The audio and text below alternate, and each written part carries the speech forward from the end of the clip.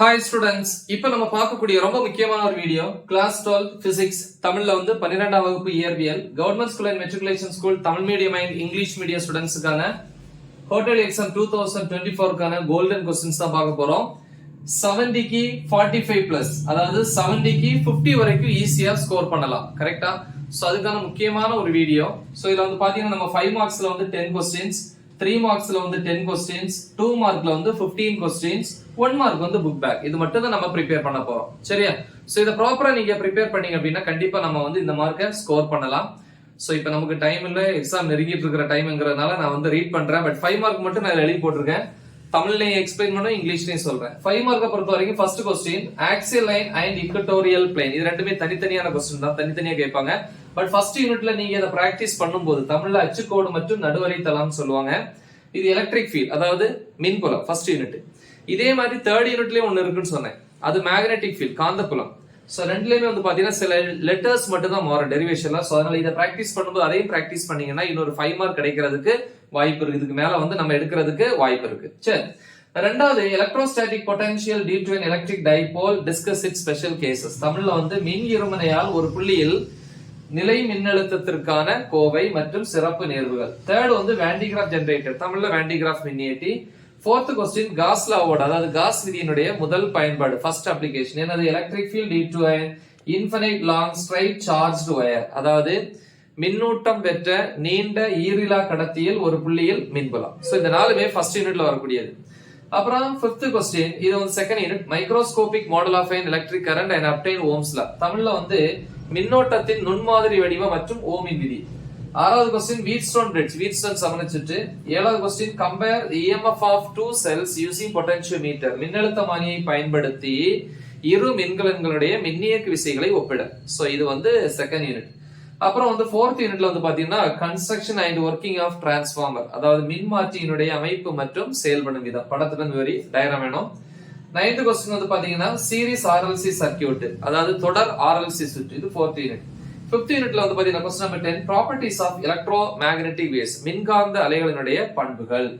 அடிஷனலா பாத்தீங்கன்னா இங்க ஒரு கொஸ்டின் கொடுத்திருக்கேன். ஏன்னா 45 பிளஸ் ஓகே, சிலவங்களுக்கு 50 and above வேணும் அப்படின்னு நினைக்கிறவங்க இந்த கொஸ்டின் படிக்கலாம். எமிஷன் ஸ்பெக்ட்ரம் 5th யூனிட்ல, அதாவது வெளிவிடு நிறமாலையினுடைய வகைகள், டைப்ஸ் ஆஃப் எமிஷன் ஸ்பெக்ட்ரம். இன்னொரு கொஸ்டின் நீங்க படிச்சிருப்பீங்க 6th யூனிட்ல, மிரர் ஈக்குவேஷன், தமிழ்ல ஆடி சமன்பாடு அப்படின்னு சொல்லும். இது 5 மார்க்ஸ் பொறுத்த வரைக்கும். இனி 3 மார்க்ஸ் நான் ரீட் பண்றேன், நமக்கு டைம் இல்ல. சோ 10 கொஸ்டின்ஸ் தான். ஃபர்ஸ்ட் கொஸ்டின் என்னன்னா electric potential due to a point charge.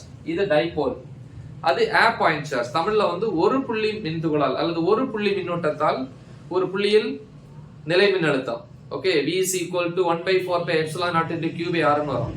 ரெண்டாவது கொஸ்டின் பாத்தீங்கன்னா அதே ஃபர்ஸ்ட் யூனிட் தான், torque experienced by an electric dipole, அதாவது மின் இருமுனையால் என்னது? திருப்பு விசைக்கான சமன்பாடு. சரியா? So tau equal to P sin theta. Third question capacitance of a parallel plate capacitor, அதாவது மின்தேக்கியினுடைய மின்தேக்கு திறன் C equal to epsilon naught A by D ன்னு வரும். ஃபோர்த் கொஸ்டின் செகண்ட் யூனிட்டுக்கு போறோம். Internal resistance of a cell using voltmeter, வோல்ட்மீட்டரை பயன்படுத்தி மின்கலனின் அகமின்தடையை கணக்கிடல். Fifth question பாத்தீங்க அப்படின்னா தேர்ட் யூனிட்ல வருது, ப்ராப்பர்ட்டிஸ் ஆஃப் டயா, பேரா அண்ட் ஃபெரோமேக்னெட்டிக் மெட்டீரியல்ஸ். தமிழ்ல பேரா, டயா, பேரா மற்றும் ஃபெரோ காந்த பொருட்களினுடைய என்னது? காந்த பண்புகள், இல்ல அதனுடைய பண்புகள் கேட்கறாங்க. சிக்ஸ்த் கொஸ்டின் பாத்தீங்கன்னா அதே ஃபோர்த் யூனிட்ல வரக்கூடியது EMF induced by changing area of the coil. தமிழ்ல சுருளின் பரப்பளவை மாற்றுவதன் மூலம் தூண்டப்பட்ட மின்னியக்கு விசை psi is equal to BLV ன்னு வரும். அடுத்து 7th கொஸ்டின் யூனிட் 5ல வரக்கூடியது மேக்ஸ்வெல்ஸ் ஈக்குவேஷன்ஸ் இன் இன்டெகிரல் ஃபார்ம், அதாவது மேக்ஸ்வெல் சமன்பாட்டினுடைய தொகை நுண்ணடிவம். 4 சமன்பாடு இருக்கு, 4 ஈக்குவேஷன்ஸ். சில நேரம் அது 5 மார்க்ல கேட்டாலும் 4 ஈக்குவேஷன்னாலே 4 மார்க் கொடுப்பாங்க, 3 மார்க்லயே கேட்பாங்க. 8th கொஸ்டின் யூனிட் 6ல வரக்கூடியது relation between F and R, F and R க்கான தொடர்பு. 9th கொஸ்டின் அதே 6th unit, define optical path, then expression for optical path, அதாவது ஒளிப்பாதை என்றால் என்ன, ஒளிப்பாதைக்கான சமன்பாடை வருவி. 10th கொஸ்டின் அப்பேரண்ட் டெப்த், அதாவது தோற்ற ஆழம். சோ அதுக்கான எக்ஸ்பிரஷன், அந்த டெரிவேஷன் கேக்குறாங்க. சோ இப்படி 10 கொஸ்டின் முடிஞ்ச ஒரே ஒரு கொஸ்டின் எக்ஸ்ட்ரா பாருங்க. 4th யூனிட்ல ஒரு கொஸ்டின் வரும், என்ன அப்படின்னா m12 is equal to m21 equal to m அப்படின்னு ப்ரூவ் பண்றது. முடிஞ்சா ப்ரிப்பேர் பண்ணுங்க, இல்லைன்னா விட்டுறலாம். நெக்ஸ்ட் 2 மார்க்ஸ்ல பாத்தீங்கன்னா 15 கொஸ்டின்ஸ். அதுல வந்து ஃபர்ஸ்ட் கொஸ்டின் வந்து பாத்தீங்கன்னா யூனிட் 1ல வரக்கூடியது. கரெக்டா இப்ப ரெண்டே முடிச்சிட்டோம். இனி 2 மார்க்க பொறுத்த வரைக்கும் 15 கொஸ்டின்ஸ் பாக்குறோம். ஃபர்ஸ்ட் யூனிட்ல வந்து difference between coulomb force and gravitational force. தமிழ்ல வந்து கூலும் விசை மற்றும் ஈர்ப்பியல் விசைக்கான தொடர்பு, இடையான வேறுபாடு. ரெண்டாவது கொஸ்டின் வந்து டிஃபைன் எலக்ட்ரோஸ்டாட்டிக் பொட்டன்ஷியல், அதாவது நிலை மின்னழுத்தம் வரையறு. மூணாவது கொஸ்டின் வந்து what is dielectric strength. Dielectric strength அப்படின்னா மின்காப்பு வலிமை என்றால் என்ன. தென் define capacitance, mention it's units, அதாவது மின்தேக்கு திறன் வரையறு, அதன் அலகை தருக.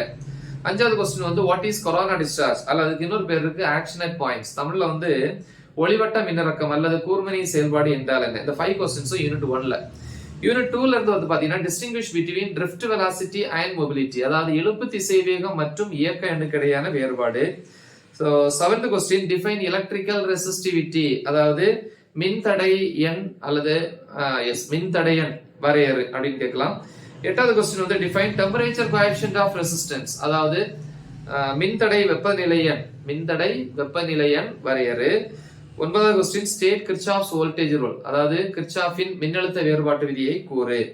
அடுத்து 10வது question applications of Seebeck effect, Seebeck விளைவினுடைய பயன்பாடுகள். அப்படி வந்து 5 கொஸ்டின், மொத்தம் அதுல 10 ஆயிட்டு, ஃபர்ஸ்ட் செகண்ட். அப்புறம் வந்து பாத்தீங்கன்னா 5th question what is displacement current, இடப்பெயர்ச்சி மின்னோட்டம் என்றால் என்ன.